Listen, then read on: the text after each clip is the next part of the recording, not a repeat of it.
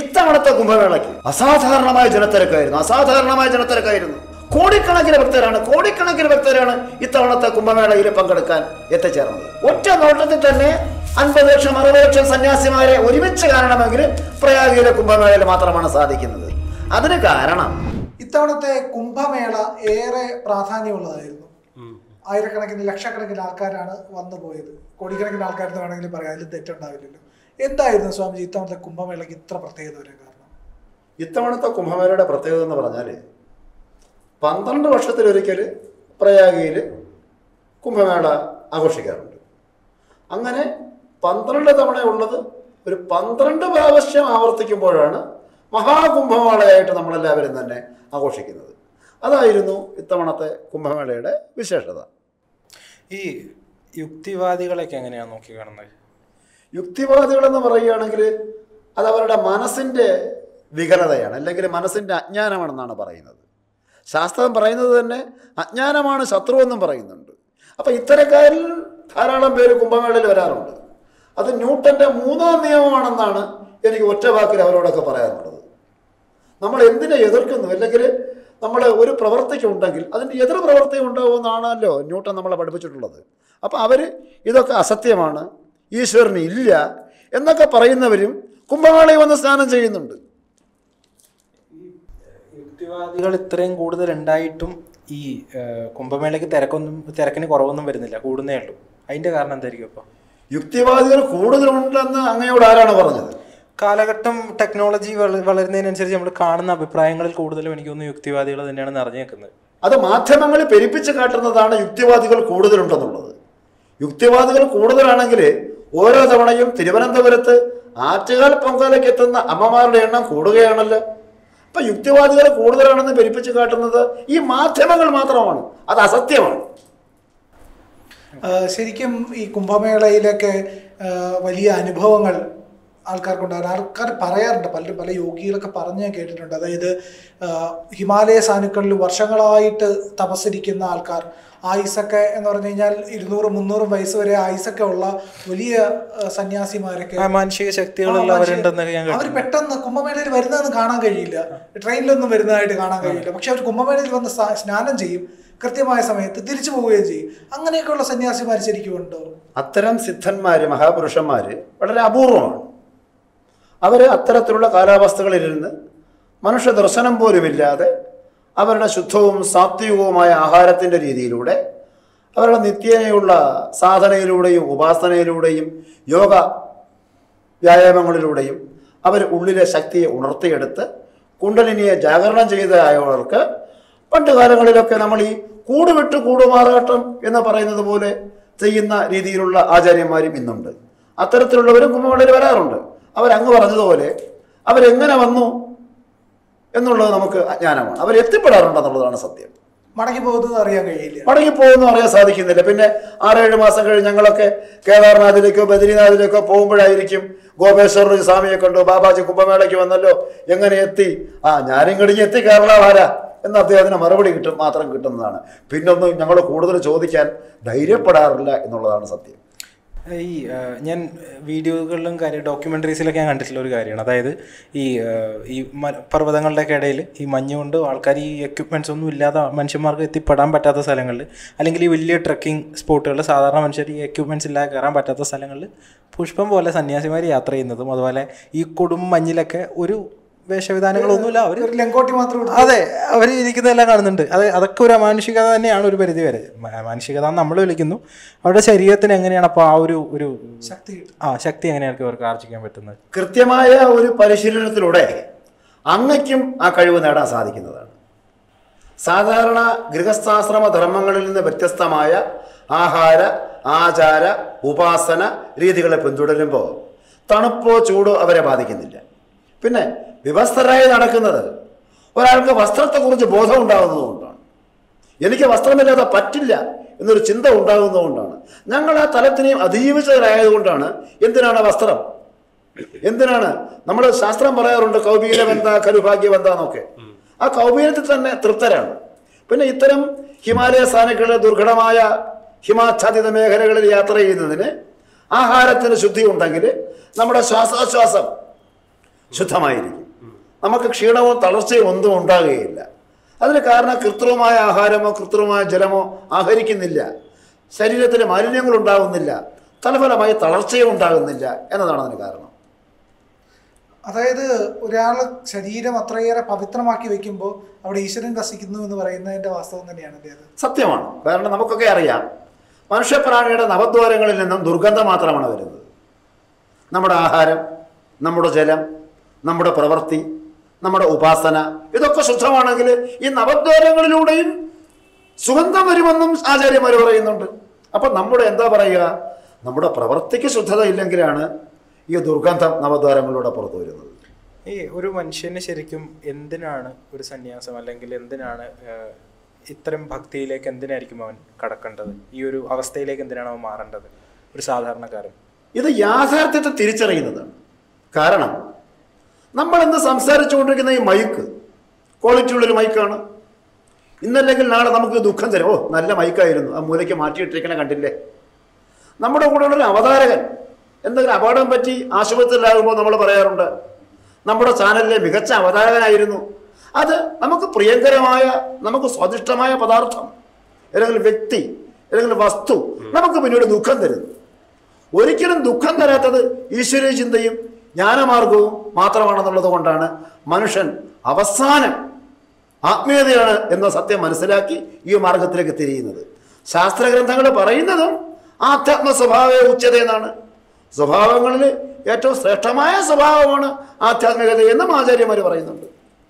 ഈ കുംഭമേളയിൽ ഇത് ഇത്തരം നേരത്തെ പറഞ്ഞ പോലുള്ള യോഗി വര്യന്മാർ അല്ലെങ്കിൽ യുഗപുരുഷന്മാർ വരുന്നതായിട്ട് കേട്ടിട്ടുണ്ട്. അതായത് 700 വർഷത്തോളം ആയുസുള്ള, അല്ലെങ്കിൽ ഒരു 1000 വർഷത്തോളം ജീവിച്ചിരിക്കുന്നത്. അതിൽ നമ്മൾ കേരളത്തിൽ നിന്ന് കേട്ടിട്ടുള്ള ശിവപ്രഭാകര സിദ്ധയോഗി പോലുള്ള ഇത്തരം ആരെങ്കിലും നേരിട്ട് പരിചയമുണ്ടോ, അല്ലെങ്കിൽ ഇതുപോലെ നമ്മൾക്കൊരു അതിമനുഷ്യന് തോന്നാൻ സാധ്യതയില്ല ആരെങ്കിലും നേരിട്ട് ഈ കുംഭമേളയിൽ വെച്ചോ അല്ലെങ്കിൽ ഈ ജീവിതയാത്രയിൽ എപ്പോഴെങ്കിലും കാണുകയോ പരിചയപ്പെടുകയോ ചെയ്തിട്ടുണ്ടോ? നമ്മൾ കണ്ടിട്ടുള്ളത് നമ്മുടെ കൽപ്പേശ്വർ എന്ന് പറയുന്ന ഒരു തീർത്ഥസ്ഥാനമുണ്ട്. കൽപ്പേശ്വർ പാണ്ഡവന്മാർക്ക് ഭഗവാൻ തൻ്റെ ജടാമകുടം ദൃശ്യമാക്കി കൊടുത്ത സ്ഥലമാണ് കൽപ്പേശ്വർ. ആ സ്ഥലത്ത് ചെല്ലുമ്പോൾ എൻ്റെ ചങ്ങാതി ഏകദേശം 2-2.5 ഏക്കറോളം തന്നെ അഭ്രപാളികളാണ്. നമ്മുടെ നാട്ടിലെ പോലെ മണ്ണോ ചരലോ ഒന്നുമല്ല, മുഴുവൻ അഭ്രപാളികളാണ്. അവിടെ ജൂനാഘാടയിലെ സന്തോഷ് ഗിരി എന്ന പേരുള്ള 102 വയസ്സുള്ള ഒരു മഹാത്മാവ് ജീവിച്ചിരുന്നു. പിന്നെ പണ്ടൊരിക്കലും നേപ്പാളിലേക്ക് ഒരു യാത്ര ചെയ്യുവാനൊരു ഭാഗ്യമുണ്ടായി.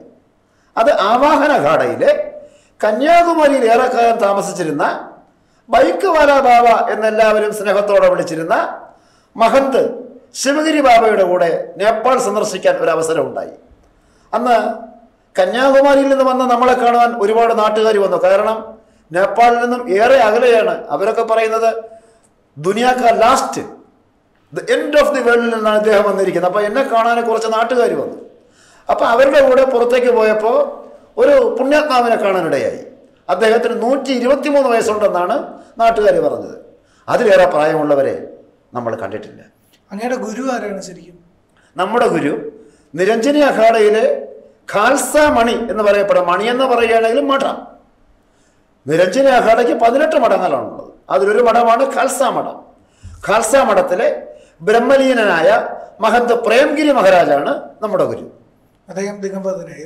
അദ്ദേഹം കഴിഞ്ഞ ഹരിദ്വാര കുംഭമേളയ്ക്ക് 2-3 മാസത്തിന് മുമ്പ് തന്നെ അദ്ദേഹം ബ്രഹ്മലോകം പ്രാപിച്ചു. ഈ കുംഭമേളയിൽ വെച്ചിട്ട് ഉള്ള എന്തെങ്കിലും നല്ലൊരു അനുഭവം ഉണ്ടോ, നമുക്ക് പറയാൻ പറ്റുന്ന ഒരു കഥ പോലെയോ അങ്ങനെയുള്ള അനുഭവങ്ങൾ എന്തെങ്കിലും ഉണ്ടോ?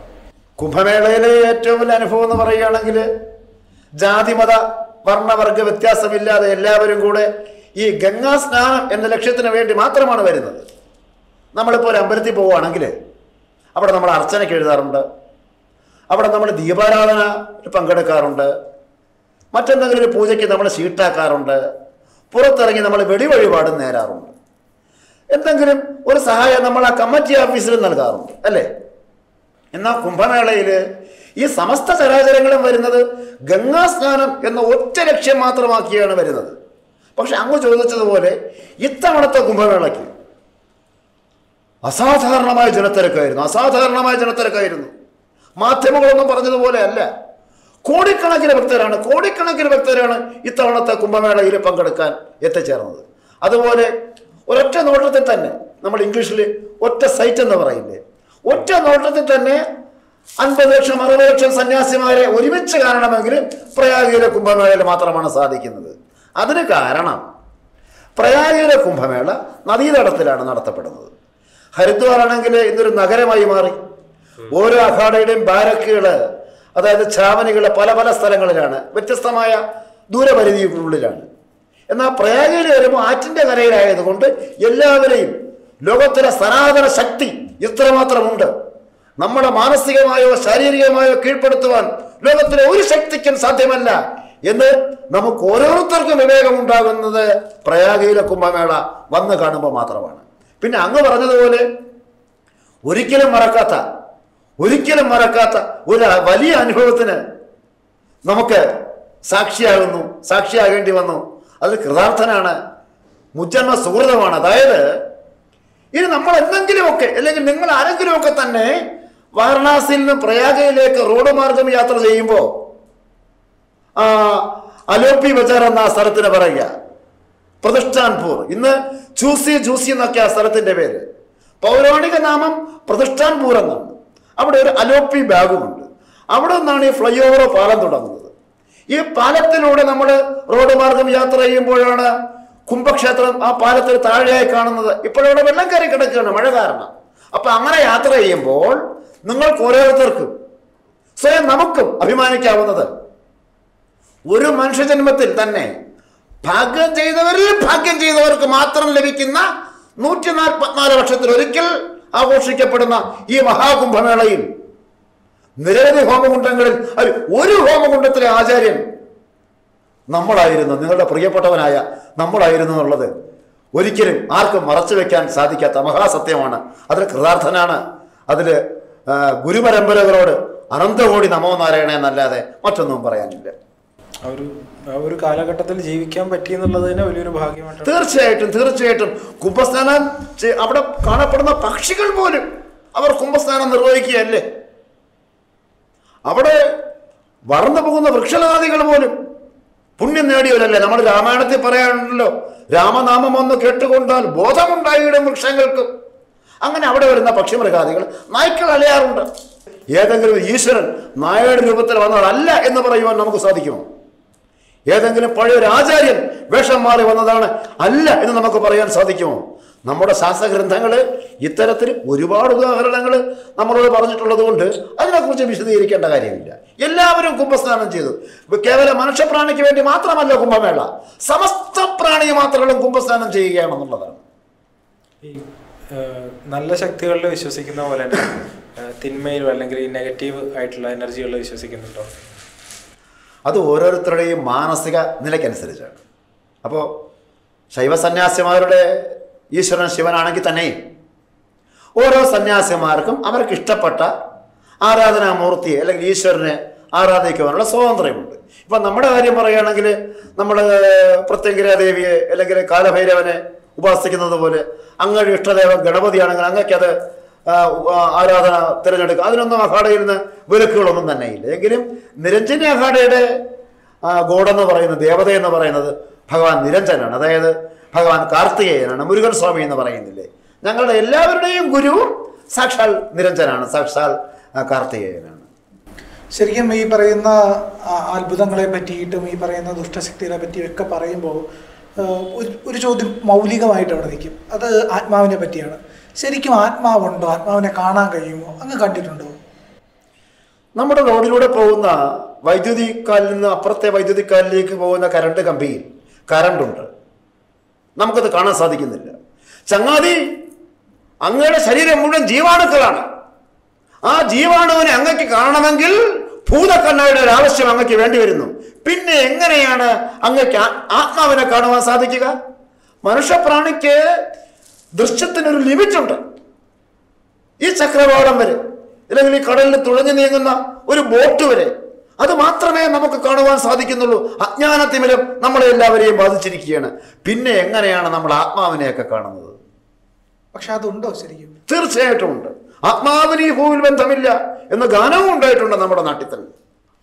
ആത്മാന്വേഷികളാണ് എല്ലാവരും. സന്യാസിയാവട്ടെ ഗൃഹസ്ഥയാവട്ടെ ആത്മാവിനെയാണ് നമ്മൾ അന്വേഷിക്കുന്നത്. ആത്മാവിനോട്ട് കാണുവാനും സാധിക്കുകയില്ല. അറിയാൻ സാധിക്കില്ലേ? ഇപ്പോൾ തിരിച്ചറിയുന്നവനാണ് മിടുക്കൻ.